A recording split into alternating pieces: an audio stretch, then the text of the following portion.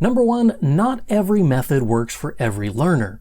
I don't believe there is anyone who actually is bad at learning a language. If you can speak your native language, you have already proven that you are capable of learning a language. If you aren't able to pick up a second language, it's because you haven't found your correct method or your combination of methods, or sometimes you just haven't found the right motivation to keep you in the language learning mode for long enough to really learn it. There are several comments saying something similar to this, but the one that stands out to me is Jennifer Krob. She tried learning with Rosetta Stone and Duolingo, but couldn't find much success. Duolingo and Rosetta Stone are great programs. They work for a lot of people. I'm not one who could learn like that, however, and I know many other language learners who can't learn from Duolingo or Rosetta Stone. It isn't for everyone. You need to find what works for you and work off of that. Number 2, consistency, consistency, consistency. If you only learn German once a week or once every few days, whenever you feel like it, whenever you happen to have time, you won't make the kind of progress that you really want. You can learn a language like that, but it will take forever. A ton of people commented something about being consistent in your language learning. Learn every day was the most common advice. The one that stood out for me is Karthik Sankar's comment. Not because they said anything that was different from the other comments, but because of the vocabulary chosen to express the same idea.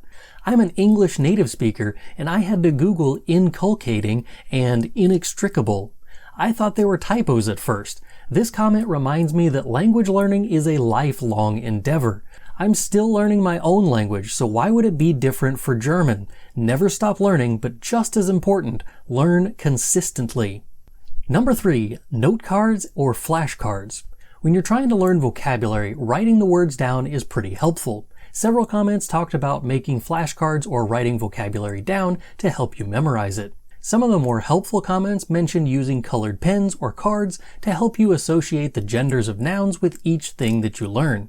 I made an entire video about making the most out of your flashcards, so if you're interested in a deep dive into that topic, it is available in the description.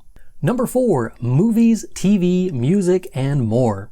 Surrounding yourself with as much German as possible is very important. The more German you hear, read, and see, the more German you will understand, and eventually you'll be able to use it on your own. Several comments mentioned watching movies in German. Some recommended finding good films like Goodbye Lenin or Das Leben der anderen. Others said you should watch your favorite films from your native language, but watch them in the German dubbed version. You already have that film memorized in your own language, so switch it to German and you already know what they're saying, you just need to pick up the phrasing and vocabulary used in the German dub. Listening to music was another popular tip, but one person mentioned listening to German covers of your favorite English songs, which I thought was another unique way to learn German vocabulary and phrasing.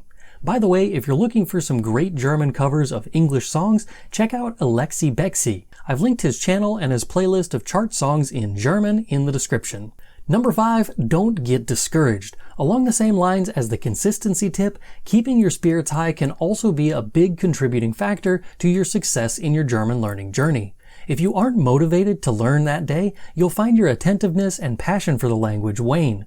Never allow little problems to get in the way of your goals. As many people mentioned in the comments, keep your why in the forefront of your mind. Never forget it and use that to push you forward even when you're struggling.